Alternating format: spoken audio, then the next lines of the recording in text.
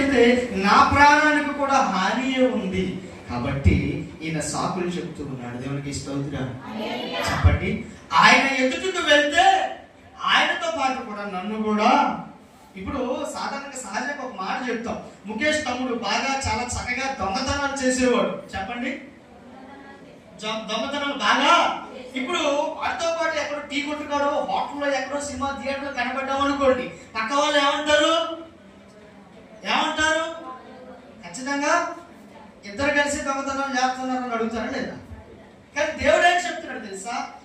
ఆయనతో తిరగకూడదని చెప్పి మనకంటే మనమే చెప్తూ ఉంటే దేవుడేమో వాడితోనే ఉండరా అని దేవుడు మాట్లాడుతాడు.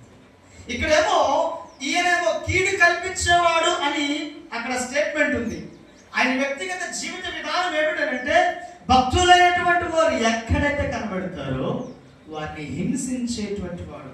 కీడు చేయడము అంటే మనకు తెలిసిన 2-3 విషయాలు చెప్పండి. కీడు చేయడము, హాని చేయడం ఒకటే. కీడు చేయడం అంటే కీడు చేయడం అంటే ఏం చేసినా చేయకపోయినా మన మీద ఏదో ఒకటి చేయడం. మన దగ్గర తినే ఎన్ని ముద్దలు పెట్టేవో లెక్కేయడం, ఆ ఒక ముద్దలో ఎన్ని మెతుకులు ఉన్నాయో లెక్కేయడం, అవతలకి మంచిగా పెట్టావు నాకేం చెడ్డగా పెట్టావు అని అంటాం.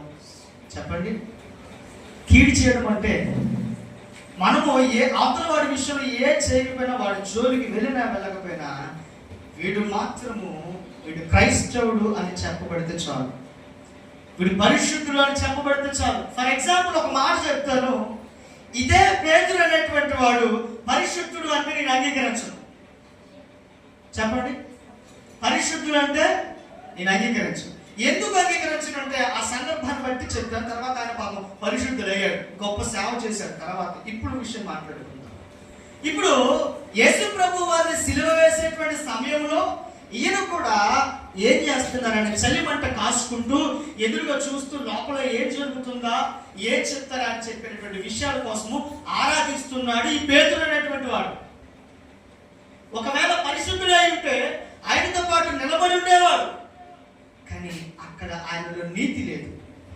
వచ్చి పక్కనోడు వచ్చి ఆయనకి నాకు పోలిక కడుతున్నావా, భలే ఉన్నావా ఏమండి? ఆ యేసు అంటే ఎవరో నాకు ఈ భలే చూసావా, యేసు అంటే ఎవరో తెలియదు, నా మీద నేరం వేస్తాడు. ఆయన పోలిక, ఆయన వస్త్రధారణ, ఆయన విధానం ఎలా అయితే ఉందో నీ రూపు కూడా అలా కొట్టొచ్చినట్టు ఎదుట వాళ్ళకి కనబడుతుంటే ఈయనేం చెప్తున్నాడు? సాకులు చెప్తున్నాడు, ఆయన ఎవడో నాకు తెలియదని. ఇప్పుడు ఈయన ఈ హననీయ చెప్పబడుతున్నటువంటి ఈయన చూశారు.